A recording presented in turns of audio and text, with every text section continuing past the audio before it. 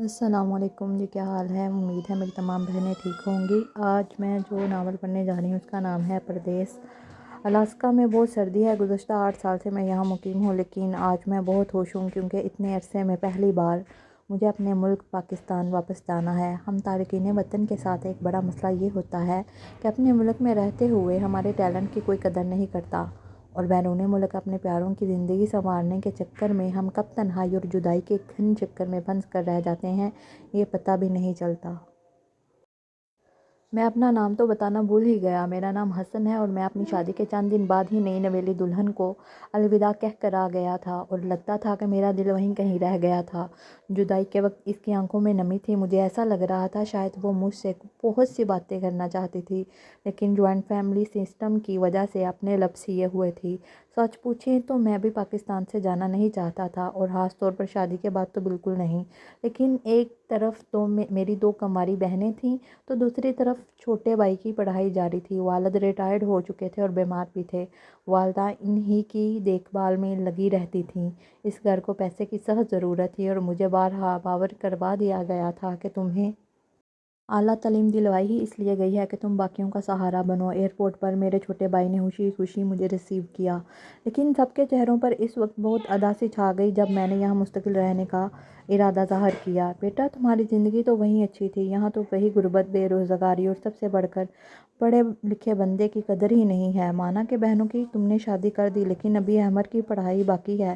اس گھر کو نئے سرے سے بنانا ہے، اس کے لیے سرمایہ درکار ہے، وہ کہاں سے آئے گا؟ ہم سب تو تمہارے آسرے پر ہی ہیں۔ ابا نے میرا بازو دباتے ہوئے کہا۔ اماں نینا نظر نہیں آ رہی۔ میری نگاہیں اپنی بیوی کو ڈھونڈ رہی تھیں۔ ہاں، وہ شاید تمہارے لیے کچھ خاص بنا رہی ہے۔ تم اسے چھوڑو، یہ بتاؤ بہنوں کے لیے کیا تحائف لائے ہو؟ پھر اسی ادھیڑ بن میں شام ہو گئی۔ نینا اب تک میرے سامنے نہیں آئی تھی۔ میں تو اسے بتانا چاہتا تھا کہ اس کے لیے الگ مکان خریدوں گا جہاں صرف وہ اور میں ہوں گے، اور ایک نئی زندگی کی ابتدا کریں گے جہاں ہم دونوں ہمیشہ ساتھ رہیں گے۔ لیکن نینا نے جب سنا تو اس کی آنکھوں میں نے وہ خوشی کی کوئی رمق نہیں دیکھی۔ وہ ایسے بت بنی بیٹھی تھی جیسے میں اس کے اور اپنے نہیں بلکہ کسی اور کے بارے میں بات کر رہا ہوں۔ کیا بات ہے نینا، تمہیں اس بات سے کوئی خوشی نہیں ہوئی؟ میں نے اس کی آنکھوں میں دیکھتے ہوئے کہا۔ پتہ نہیں مجھے خوش بھی ہونا چاہیے یا نہیں۔ ہماری زندگی اب اس نہج پر آ گئی ہے حسن، کہ جہاں کچھ بھی مل جائے تو بھی لاحصل کا دکھ باقی رہتا ہے۔ اس لاحصل کا دکھ جب میں آپ سے بات کرنا چاہتی تھی، آپ کی ماں میری نگرانی کرنے لگیں۔ آپ کو ہر طرح کی فرمائشیں نوٹ کروائی جاتیں۔ کبھی نندوں کی باتیں سنتی تو سب کی خدمتیں کرتی۔ میری جوانی تو گزر گئی۔ 8 سال آپ کے بنا یوں گزار دیے جیسے میں خدا نخواستہ سہاگن نہیں ہوں۔ کوئی اولاد، کوئی آس نہیں تھی میرے پاس۔ صرف اور صرف تنہائی میرا مقدر بنا دی گئی تھی۔ اب میں الگ گھر لے کر بھی کیا کروں، آپ کا ساتھ پا کر بھی کیا کروں؟ لیکن نینا، تم سوچو، میں نے بھی تو تنہائی برداشت کی، تم سب گھر والوں کے لیے، ہمارے گھر کے لیے، سب آسائشوں کے لیے۔ میں بھی تو پردیس کی سختیاں جھیلتا رہا، میں نے بھی اپنی صفائی پیش کرنا چاہی۔ حسن، میں یہ نہیں کہتی کہ اکیلا سب میں نے برداشت کیا، لیکن کم از کم آپ کچھ پیسے جمع کر کے مجھے وزٹ ویزا پر بھی تو بلا سکتے تھے نا۔ آپ کی ماں بہنوں کی طرح میں نے گفٹس کی فرمائشیں تو نہیں کی تھیں نا۔ آپ مجھے میرا حق تو دیتے نا۔ کیا میں اس لائق بھی نہ تھی؟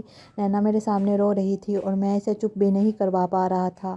لیکن اب بھی تو ہم اپنی بہترین زندگی کو بہتر بنا سکتے ہیں، صرف اپنے لیے سوچ سکتے ہیں۔ میرے لہجے میں التجا تھی۔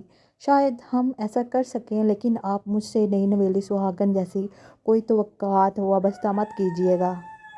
میں کوشش کروں گی آپ کو کوئی تکلیف نہ پہنچے، لیکن خدمت کو محبت میں ڈالنے کے لیے مجھے کبھی مجبور نہ کیجیے گا۔ نینا نے اپنا فیصلہ سنا دیا تھا۔